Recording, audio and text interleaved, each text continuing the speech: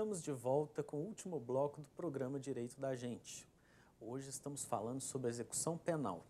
Se você tem alguma dúvida ou deseja deixar o seu comentário ou participar conosco, entre em contato pelo telefone 3372-3720 ou mande mensagem de texto ou WhatsApp para o celular 99972-1640. Eu recebo aqui no estúdio o Dr. Lincoln Barros Júnior, que é advogado na comarca de São João del Rei. Dr. Lincoln, no intervalo, nós tivemos uma brilhante participação do José Maria, lá da Caieira. Obrigado, José Maria, pela sua participação. E ele fez aqui o seguinte comentário e quer saber a opinião do doutor em relação a isso. Ele trata aqui do tema dos dependentes químicos que acabam vindo a ser presos, né, provavelmente por conta de sendo acusados ou de tráfico de drogas ou ainda de roubo, furto e por aí vai. E ele pontua o seguinte, o José Maria, no caso do dependente químico, ele não deveria ser tratado ao invés de ser preso, porque o efeito da custódia, né, ou do cárcere sobre essa pessoa, às vezes é muito pior quando ele sai de lá do que quando ele entrou. Como é que o senhor vê essa questão? Bem, realmente, Zé Maria, né? Isso. Zé Maria, obrigado pela sua pergunta. É realmente uma pergunta muito pertinente e extremamente importante. Precisamos debater esse assunto com mais frequência na nossa sociedade. Realmente, a questão da dependência química é um problema que está afetando diretamente o sistema prisional e a forma como as prisões têm reagido. Já se tem o entendimento pela Organização Mundial de Saúde que a dependência química, na verdade, ela não é nada mais nada menos que uma doença. Então, o dependente químico, ele é considerado como pessoa portadora de uma patologia, portadora de uma doença. Para a doença, a gente entende, né, claro, por óbvio, que se precisa de tratamento e não encarceramento. Infelizmente, hoje, com esse desequilíbrio que a gente vive na nossa sociedade, principalmente com esse avanço do uso de droga, né, a gente pode citar várias drogas, mas acredito que uma das mais devastadoras seja o crack, faz com que os indivíduos tomem algumas atitudes e acabem sempre parando dentro do sistema prisional. Esses indivíduos, eles sempre, na maioria das vezes, eles acabam parar dentro do sistema prisional. E exatamente pelo que o senhor falou, doutor Rafael, a respeito dos delitos. Né? Se comete um furto para uso, se comete, muitas das vezes, alguma briga entre os próprios usuários, moradores de ruas, muitas das vezes, uma briga ali, acontece um homicídio, ou às vezes uma lesão corporal. Muitas das vezes, os próprios usuários são presos e são condenados como se traficantes fossem. Eles não são traficantes, o usuário não é traficante. Uma situação completamente diferente. Muitas vezes, eles vão sendo encarcerados. Esses indivíduos, na sua maioria das vezes, são pessoas que estão sozinhos no mundo, são pessoas que não têm condição financeira, muitas vezes, para poder pagar um advogado ou até mesmo para poder ter o recurso necessário para promover uma defesa e acabam sendo condenados, ou muitas das vezes nem sequer condenados, ficam anos encarcerados e não chegam a ter uma condenação. E precisa ser pensado, sim, em uma política para isso. Se o indivíduo ele é preso e realmente ele é condenado porque ele cometeu um delito, ainda que sob efeito de droga, deveria pelo menos haver dentro do sistema prisional políticas de tratamento e não simplesmente políticas que colocam a poeira debaixo do tapete, esconde como se esse problema não existisse. São inúmeros indivíduos que estão dentro do sistema prisional e são cometidos com falta disciplinar de natureza grave porque são pegos em exames toxicológicos, por exemplo. Esses indivíduos, eles utilizam substância entorpecente, fazem um exame para ver se teve o uso nos últimos tempos, são pegos pelo uso, mas não existem políticas para tratamento desses indivíduos, não existe política sequer de conscientização. É necessário que a sociedade também intervenha nisso e comece a assumir a sua função, vá para os estabelecimentos prisionais e auxiliam. Os narcóticos, é importante o trabalho deles dentro também do sistema prisional, o próprio grupo do AA, porque o alcoolismo também é uma doença que gera muito transtorno e precisa de políticas mais eficientes para tratamento desses indivíduos. Haja vista que a gente já sabe, não é simplesmente um mero delito, é um indivíduo que é acometido de uma doença. E para a doença a gente precisa de tratamento, não encarceramento. E nessa pequena discussão, que eu nem posso chamar de pequena, né? Porque, enfim, mas no nosso espaço de tempo aqui, ainda tem um dado muito relevante, e acho que o Zé Maria, me parece, pelo que ele passou pelo telefone, que ele faz um trabalho no presídio aqui local, nesse sentido de tentar recuperar esses presos dependentes químicos.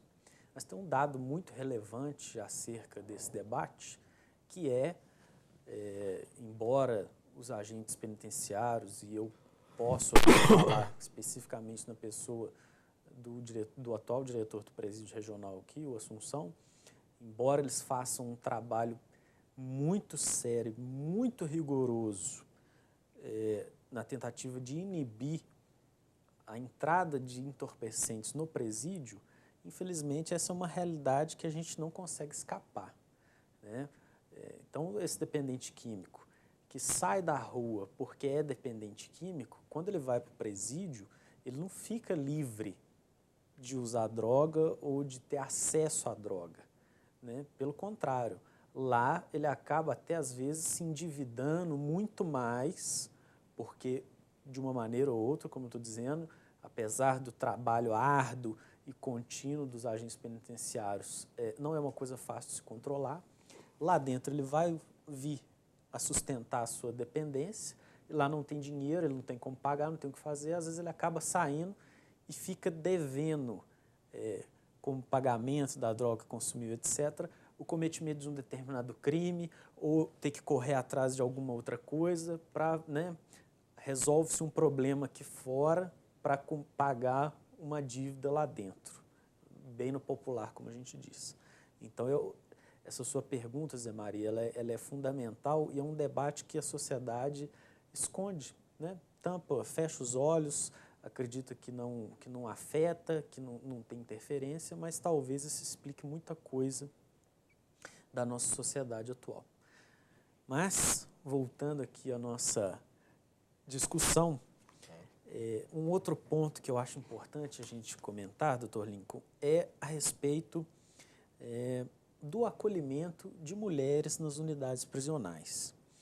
E aqui, no caso específico, como é que fica a relação da mulher que está grávida e eventualmente vem a ser presa?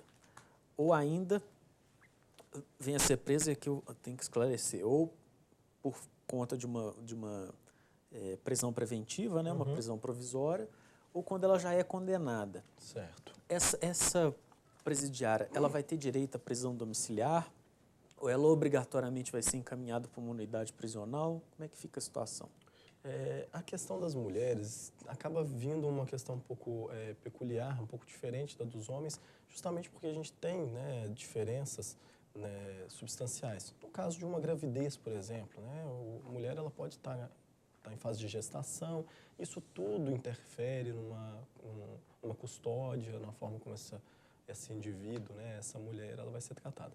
De início, é importante que o pessoal de casa entenda que é necessário e é extremamente importante, né, essa separação dos gêneros, né, o homem estar em um estabelecimento prisional diferente do estabelecimento prisional da mulher. Existe uma CPI que foi realizada, salvo engano, em 2006, carcerária, que identificou mulheres que ficavam presas e foram presas junto com homens. E isso acontece, claro, uma série de abusos. A partir do abuso sexual, né, e girando em torno de vários outros.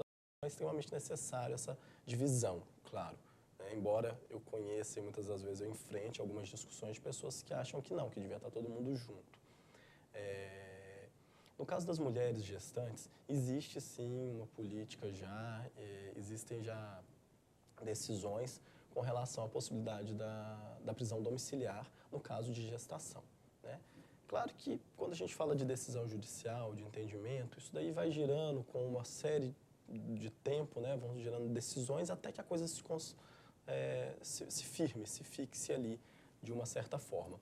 Hoje, já atendendo a alguns princípios, né, em especial aí o princípio constitucional da dignidade da pessoa humana, aí a gente vai também para o Estatuto da Criança e do Adolescente, que visa proteger algumas outras relações além da situação só do encarceramento. Então, é possível, sim, a prisão domiciliar desses indivíduos, mas não significa que seja regra. Vai ter que analisar o caso, a situação, se é possível, se não é possível.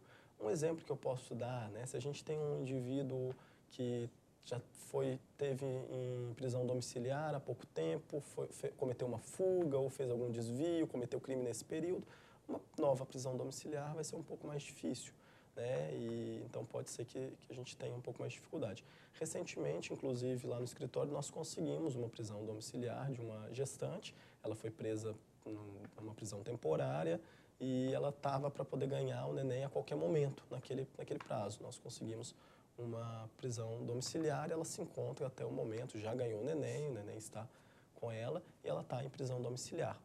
E, em contrapartida, conheço, né, situações, inclusive tem na APAC feminina de São João del Rei, mães com seus filhos encarcerados e tem que amamentar e criar esse indivíduo ali.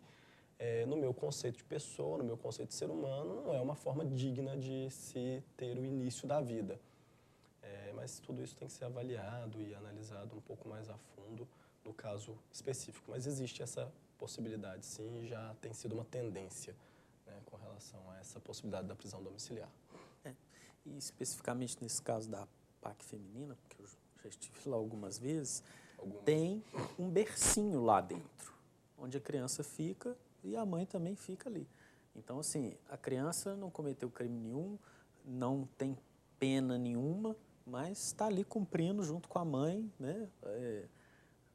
Uma situação que foge completamente à humanidade de qualquer pessoa.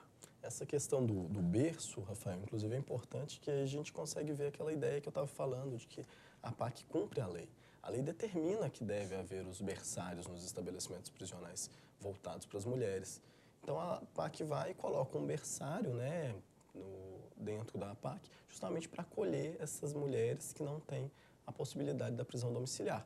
Mas, vendo por um lado humano, né, esse momento de iniciar a vida, dessa forma só se for realmente o último caso, o que muitas das vezes não é o que acontece. A gente, enquanto advogado, a gente tem que muitas vezes ficar nessa luta constante, porque a gente vê que muitas das vezes a lei, a justiça, a própria justiça social, a população pedindo um clamor social muito grande, faz com que a prisão e o encarceramento seja o primeiro plano e não o último, e deveria ser o último, não só na situação das mulheres grávidas, das mulheres com filhos recém-nascidos, mas todos os indivíduos. Mas as mulheres grávidas, gestantes, com filhos recém-nascidos, deveria ser um caso ainda mais a se pensar em último caso.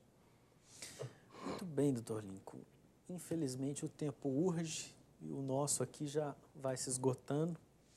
Eu queria muito agradecer a participação do senhor aqui no programa e deixar o espaço para o senhor mandar um recado para os nossos telespectadores. Claro, sempre acaba rápido, né, Rafael? Sempre. A gente fica preocupado com o tempo. A primeira vez que eu vim aqui, eu tinha falado que estava preocupado com o tempo, de repente o tempo voa, né? Eu acho que eu que falo muito. Mas eu que agradeço mais uma vez o convite da TV Campos de Minas, né? Agradeço o senhor pelo convite e agradeço aos telespectadores pela paciência, por nos ouvir, pelas perguntas enviadas.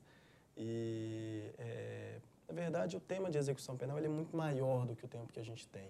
Então, a gente poderia ficar aqui dias e dias discutindo sobre execução penal, que a gente conseguiria ter assunto e poderíamos discutir muitas coisas. O importante, no caso da execução penal, acredito que seja a gente entender que realmente a pessoa presa ela é um ser humano, ela é um indivíduo como qualquer outro. E a nossa política, né, existe uma briga muito grande com relação aos direitos humanos, né? Eu sou militante dos direitos humanos, realmente, e diz-se que os direitos humanos só defende bandido, vagabundo. Não, nós estamos aí para tentar trazer a igualdade, que as pessoas todas tenham condições de buscar e ter acesso aos seus direitos, somente isso. Então, quero agradecer a todos, quero agradecer ao público. Queria aproveitar o espaço, Rafael, só para poder falar a respeito do Congresso das APACs. Estará acontecendo em São João del Rei, iniciando amanhã, o Congresso Nacional das APACs, um momento muito importante para essa instituição que tem caminhado e tem alcançado o mundo todo.